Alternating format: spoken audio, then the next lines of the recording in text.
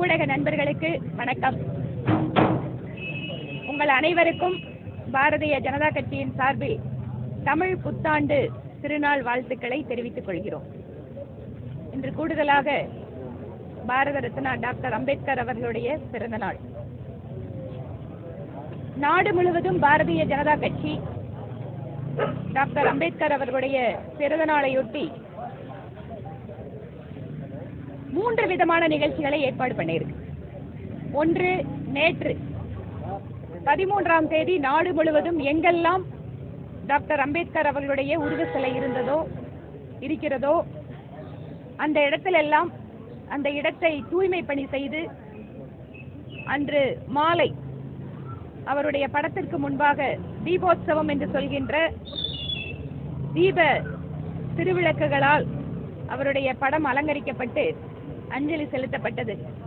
இன்று காலை ஒவ்வொரு பகுதிகளிலேயும் டாக்டர் அம்பேத்கர் அவர்களுடைய உருவப்படம் வைக்கப்பட்டு அவருடைய திருவுருவ சிலை இருக்கின்ற இடங்களில் எல்லாம் பாரதிய ஜனதா கட்சியினுடைய முக்கிய தலைவர்களும் நிர்வாகிகளும் தொண்டர்களும் அவருக்கு மாலை அணிவித்து மரியாதை செய்து கொண்டிருக்கிறார்கள். இன்று பல்வேறு இடங்களில் அரசாங்கத்தினுடைய திட்டங்களில் உதவி கொடுப்பதும் மற்றும் பல்வேறு இடங்களில் குறிப்பாக பட்டியலின சகோதர சகோதரிகள் வசிக்கின்ற பகுதிகளில் எல்லாம் பல்வேறு நலத்திட்ட உதவிகள் வழங்குவது என்று இன்று நாள் முழுவதும் ஆயிரக்கணக்கான நிகழ்ச்சிகள் தமிழகத்தில் ஏற்பாடு செய்யப்பட்டு நடந்து கொண்டிருக்கிறது. இங்கு கோவை மாநகர் மாவட்டத்தினுடைய தலைவருடைய தலைமையிலே மாநிலத்தினுடைய துணைத் தலைவர் பேராசிரியர் கனக சபாபதி அவர்களும் மாநில நிர்வாகி திரு நந்தகுமார் அவர்களும் மற்றும் பட்டியலின அணியினுடைய மாநில பொதுச் செயலாளர் திரு ரங்கராஜ் அவர்களும் மற்றும் இந்த பகுதியிலே பட்டியலினுடைய மாநில நிர்வாகிகளாக இருந்து சிறப்பாக பணி செய்து கொண்டிருக்கக்கூடிய முன்னாள் கவுன்சிலர் திரு முருகேசன் அவர்கள், மாவட்டத்தினுடைய பொறுப்பாளர்கள் திருமதி ஜெயதிலகா, இளங்கோ, ஜோதி அவர்கள் எல்லாம் இந்த நிகழ்ச்சிகளை நல்லபடியாக இன்றைக்கு ஏற்பாடு செய்து கொண்டிருக்கிறார்கள். இவை இல்லாமல் 3வது நிகழ்ச்சியாக 15ஆம் தேதியிலிருந்து 25ஆம் தேதிக்குள்ளாக ஒரு நாள் கட்சியினுடைய ஆர்கனைசேஷனல் டிஸ்ட்ரிக்ட், எங்களுக்கு 67 மாவட்டம் இருக்கு, ஒவ்வொரு மாவட்டத்திலேயும் ஒரு அரங்க கூட்டம் ஏற்பாடு செய்திருக்கிறோம்.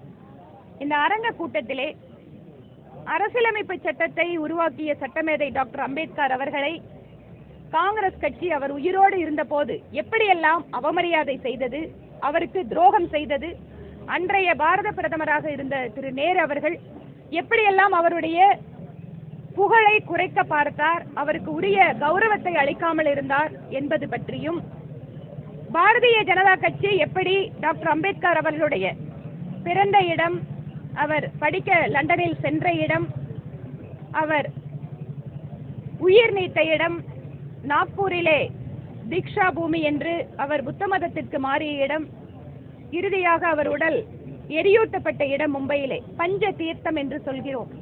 இந்த 5 இடங்களில் கோடிக்கணக்கான ரூபாய்களை செலவிட்டு இன்று அவருக்கு மணிமண்டபம் அமைத்து அவருக்காக நினைவகம் அமைத்து அவருடைய புகழை இன்று உலகம் முழுவதும் எடுத்துச் செல்கின்ற கட்சியாக பாரதிய ஜனதா கட்சி இருக்கிறது.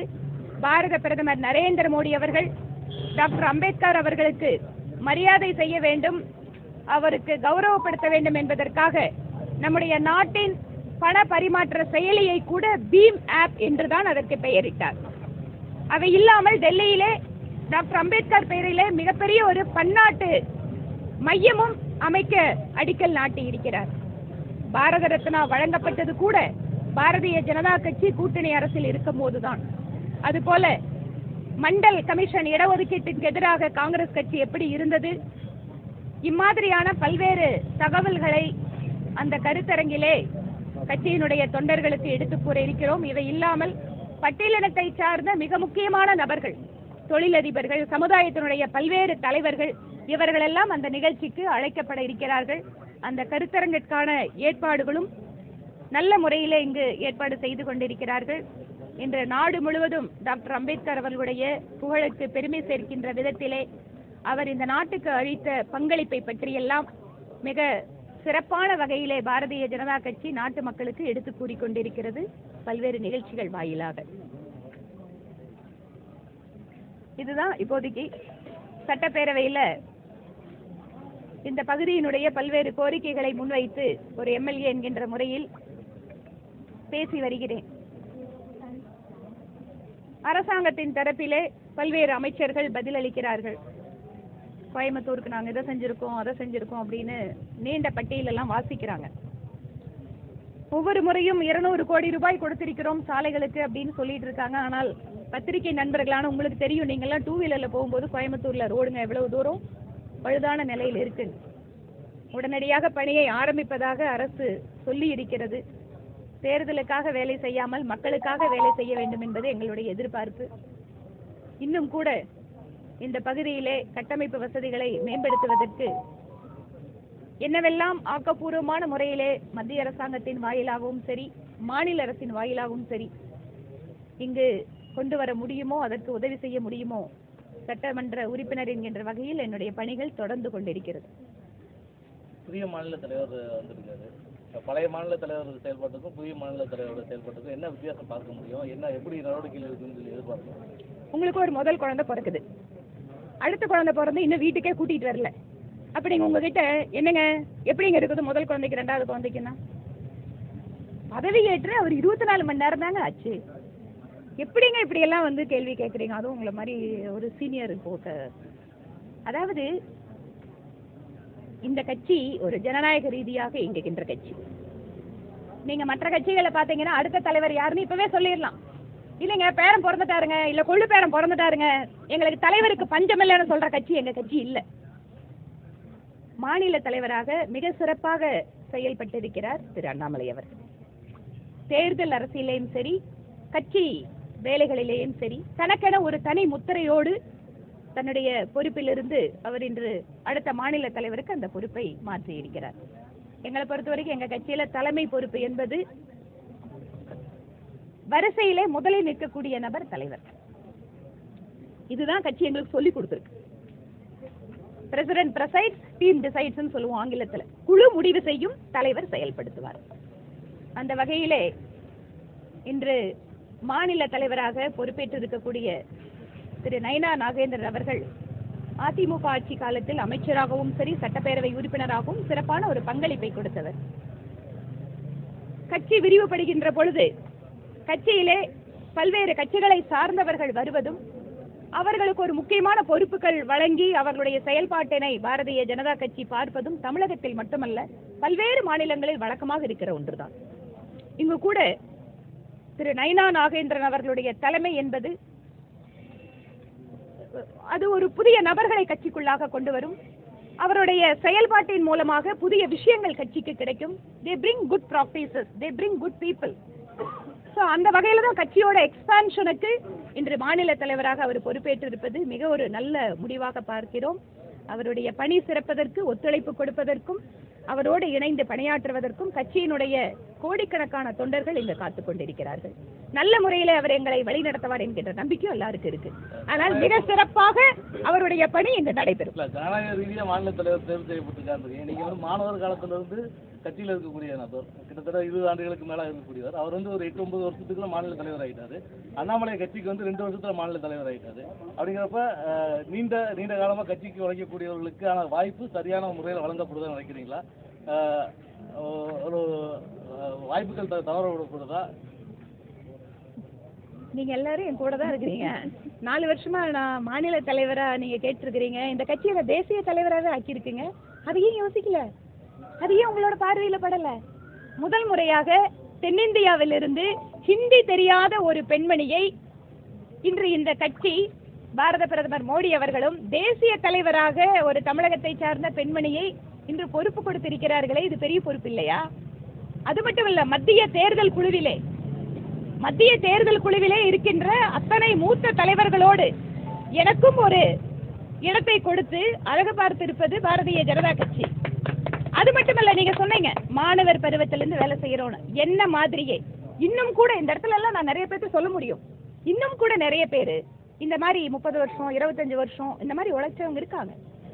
இப்போ ஒவ்வொரு தலைவருமே, இப்ப நானே வந்து என்னோட டீம் முடிவு பண்ணும்போது அப்படின்னு பார்த்தா பல்வேறு விஷயங்களை மனசுல வச்சு முடிவெடுப்போம். அதனால வாய்ப்புகளை தவற விட்டுட்டோம்னு இல்லை, இதை விட பெரிய வாய்ப்பு இந்த கட்சி ஏற்கனவே எனக்கு கொடுத்து கொண்டுதான் இருக்கிறது. இந்த தொகுதி மக்களுக்கு உழைத்ததற்கு அவர்கள் சட்டப்பேரவை உறுப்பினராகவும் அழகு பார்த்து கொண்டிருக்கிறார்கள். அதனால் எங்களை பொறுத்தவரை பாரதிய ஜனதா கட்சி தமிழகத்தில் வளர வேண்டும். பாரதிய ஜனதா கட்சி இந்த தமிழகத்திலே ஆளும் கட்சியாக வருகின்ற நிலைக்கு உயர வேண்டும் என்பதற்காக இத்தனை பேர் உழைச்சிட்டு இருக்கோம். அதனால வாய்ப்புகளை தவற விட்டாங்கிற 1% எண்ணம் கூட எனக்கு இல்லை.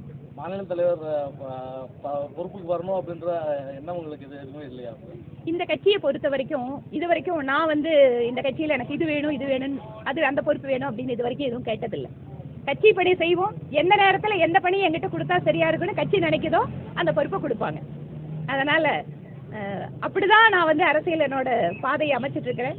அதனால நீங்க சொல்ற மாதிரி எனக்கு எந்த விதமான வாய்ப்பை தவற விட்டுட்டோம் இல்லை ஏமாற்றம் எதுவும் கிடையாது. In fact I am more happy.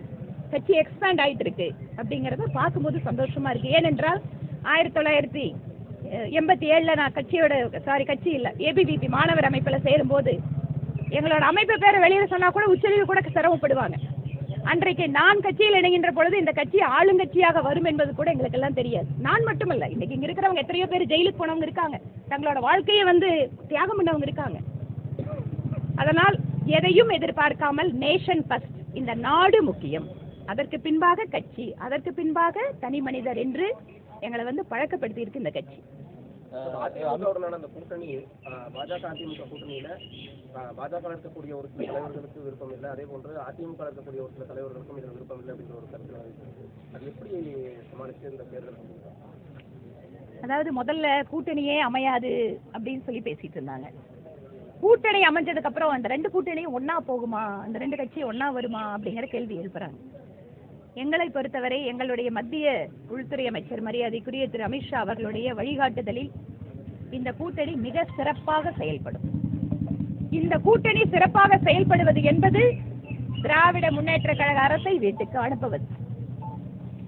நம்ம சொல்லுவோம் இல்லைங்களா, அர்ஜுனனுக்கு எது தெரியும், அவரோட வில்லை எடுத்து அம்பை எடுத்து பூட்டி நின்னாருன்னா அவருடைய இலக்கு மட்டும்தான் அவருக்கு தெரியும்.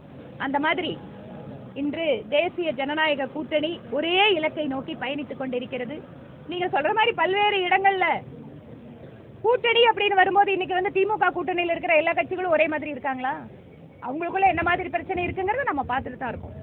இவை எல்லாம் எதுவாக இருந்தாலும் கட்சிகள் மட்டத்தில் பல்வேறு மட்டத்தில் அது சரி செய்யப்படும். மிகச்சரியாக அந்த ஒருங்கிணைப்பு என்பது தேசிய ஜனநாயக கூட்டணிக்கு இயல்பாக வரும் அப்படிங்கிற நம்பிக்கை எங்களுக்கு இருக்கு. கூட்டணி ஆட்சி அமைப்போம் அப்படின்னு சொல்லி அமித்ஷா சொல்றாரு. ஆனா எடப்பாடி பழனிசாமி கூட்டணி ஆட்சியை பத்தி எதுவுமே இப்போ வரைக்கும் பேசவே இல்லை.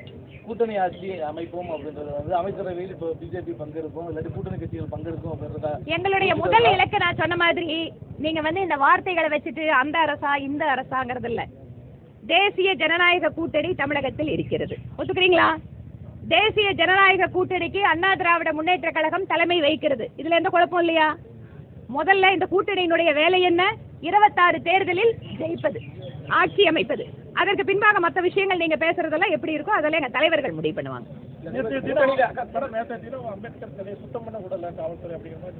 நானும் சொன்னேங்க, பொறுப்பாளர் ஜெயலலிதா அம்மாவும் கூட பொறுப்பாளர்கள் எல்லாம் போகும்போது அவங்களை கிளீன் பண்ண விடாம கொஞ்சம் உள்ள பிரச்சனை பண்ணியிருக்காங்க.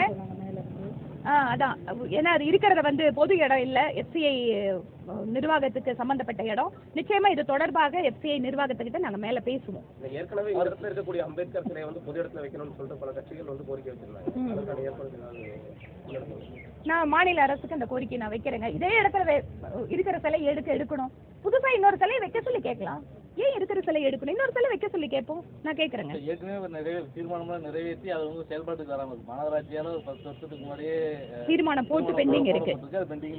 ஓகே, எனக்கு அந்த காப்பி இருந்தா யாராவது எடுத்து கொடுங்க. நான் நிச்சயமாக சட்டப்பேரவையில வாய்ப்பு கிடைச்சதுன்னா நான் பேசுறேன். ஏனென்றால் சட்டப்பேரவையில வாய்ப்பை ரொம்ப கஷ்டப்பட்டு தான் வாங்க வேண்டி இருக்கு. வாய்ப்பு வந்ததுன்னா ஏன்னா என்னோட இது பேசி முடிச்சுட்டேன். அடுத்த வாய்ப்பு வந்தா நிச்சயமா நான் பேசுறேன். ஆமாங்க, நான் பேசும்போது மட்டும், அதாவது நான் சட்டப்பேரவையில் ஒரு நாள் சொல்லணும்னு இருக்கேன். இது மீடியாக்கள் இருக்கிறதால நான் சொல்றேன். சட்டப்பேரவையில கேள்வி நேரத்தை நேரடியாக ஒளிபரப்பு பண்றோங்கிறாங்க.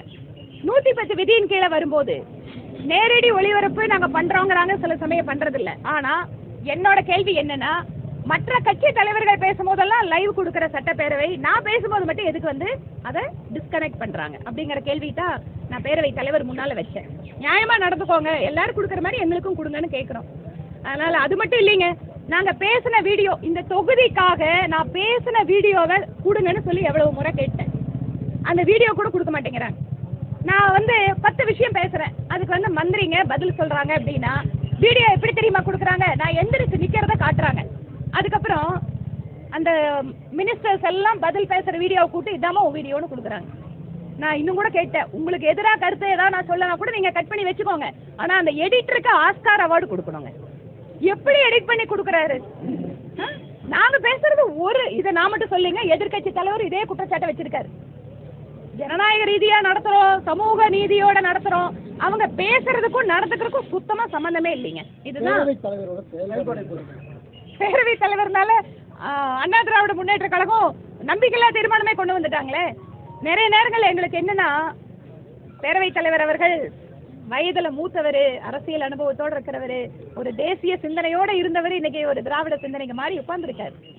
அவர் நல்லபடியா இருக்கணும், நல்லபடியா அவரோட அரசியல் வாழ்க்கை இருக்கணும், அதெல்லாம் மாற்று கருத்து இல்லை. ஆனா அவர் நிறைய நேரங்கள்ல என்ன நினைச்சிடுறாரு, மினிஸ்டர் சொல்ற பதிலெல்லாம் அவரே சொல்லணும்னு ஆசைப்படுறாரு. அதனால எங்களுக்கெல்லாம் அது பெரிய சிரமமா இருக்கு.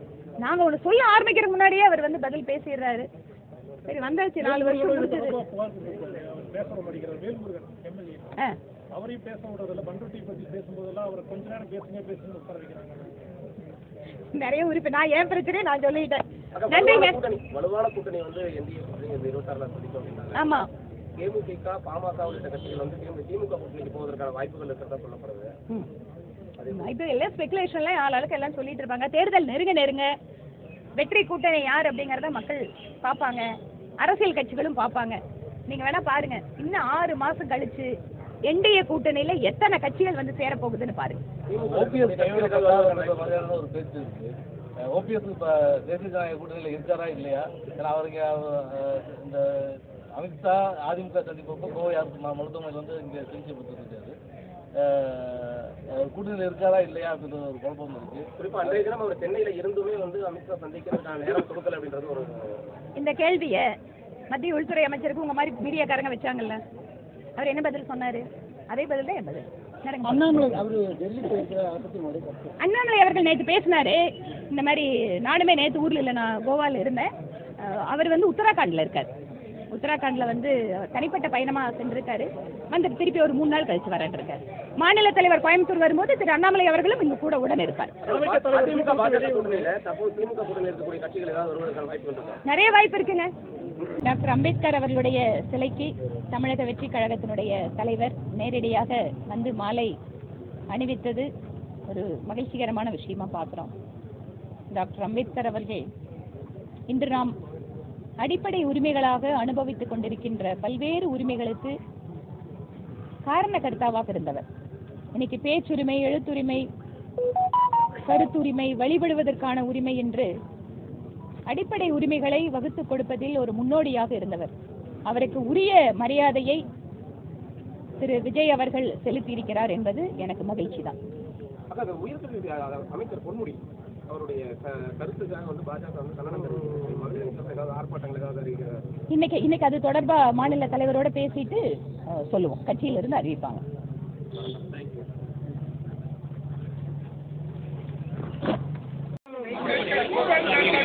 भारत माता की, भारत माता की, भारत माता की, வெல்க வெல்க வெல்கவே, வெல்க வெல்க வெல்கவே, அம்பேத்கர் புகழ் வெல்கவே, வெல்க வெல்க வெல்கவே, அம்பேத்கர் புகழ் வெல்கவே,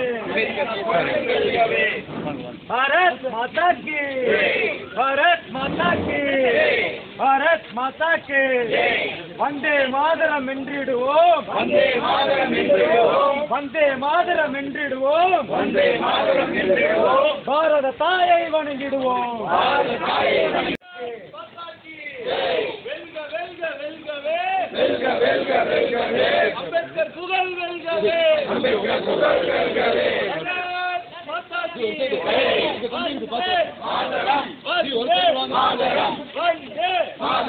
வெல்க வெல்க வெல்கவே, அம்பேத்கர் புகழ் வெல்கவே, அம்பேத்கர் புகழ் வெல்கவே, அம்பேத்கர் புகழ் வெல்கவே, அம்பேத்கர் புகழ் வெல்கவே. கொஞ்சம் உள்ள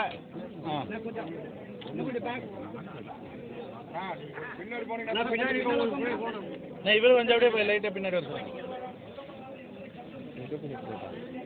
भारत माता की भारत माता की भारत माता की वेलकवे वेलकवे